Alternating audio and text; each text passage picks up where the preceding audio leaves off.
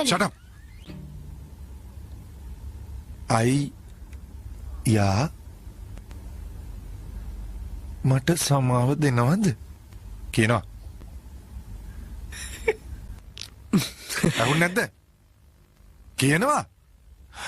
මට සමාව දෙන්නකෝ. කො බලමු.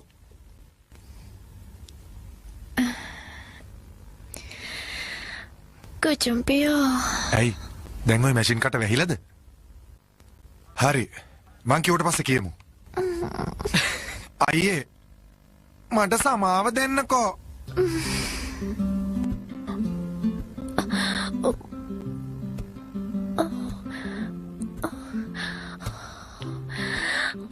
මට බෑ. නිකන් ඉන්නෝ. මම මොකටද සෙකන්ඩ් වෙන්නේ? මං යනවා.